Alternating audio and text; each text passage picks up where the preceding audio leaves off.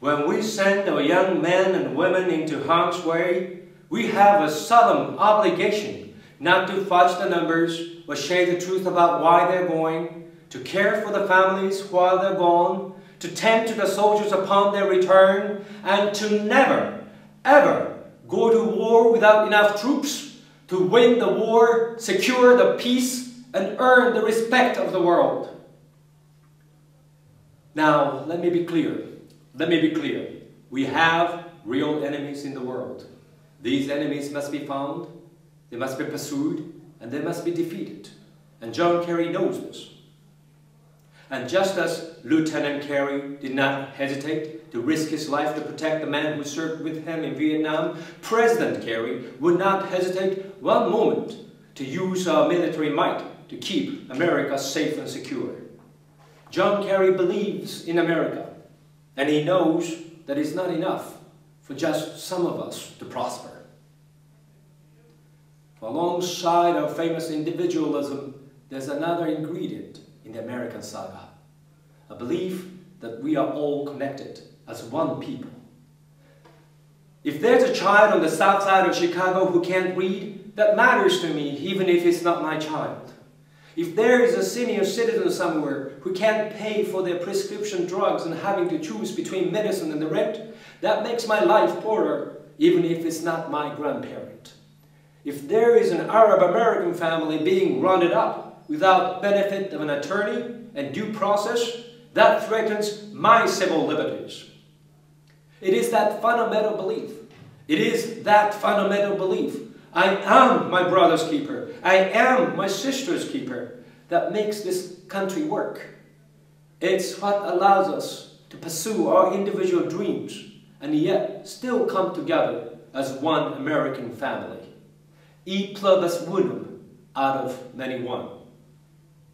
Now, even as we speak, there are those who are preparing to divide us. The speedmasters, the negative ad peddlers, who embrace the politics of anything goes. Well, I say to them tonight, there's not a liberal America and a conservative America, there is the United States of America. There's not a black America and a white America and a Latino America and an Asian America. There is the United States of America. The pundits who like to slice and dice our country into red states and blue states, red states for Republicans and blue states for Democrats. But I've got news for them too. We worship an awesome God in the blue states, and we don't like federal agents poking around in our libraries in the red states. We coach Little League in the blue states, and yes, we got some gay friends in the red states. There are patriots who oppose the war in Iraq. There are patriots who supported the war in Iraq. We are one people, all of us pledging allegiance to the stars and stripes, all of us defending the United States of America. In the end, that's what this election is about. Do we participate in the politics of cynicism, or do we participate in the politics of hope? John Kerry calls on us to hope. John Edwards calls on us to hope. I'm not talking about blind optimism here, the almost willful ignorance that thinks unemployment will go away if we just don't think about it, or the healthcare crisis will solve itself if we just ignore it. That's not what I'm talking about. I'm talking about something more substantial. It's the hope of slaves sitting around a fire singing freedom songs. The hope of immigrants setting out for distant shores. The hope of a young naval lieutenant bravely patrolling the Mekong Delta. The hope of a mill worker's son who dares to defy the odds. The hope of a skinny kid with a funny name who believes that America has a place for him too. Hope. Hope in the face of difficulty.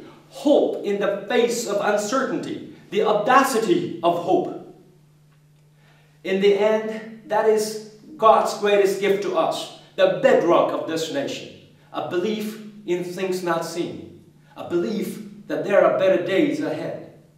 I believe that we can give our middle class relief and provide working families with the road to opportunity.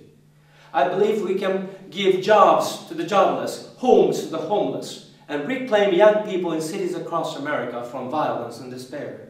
I believe that we have a righteous wind at our backs, and as we stand on the crossroads of history, we can make the right choices and meet the challenges that face us.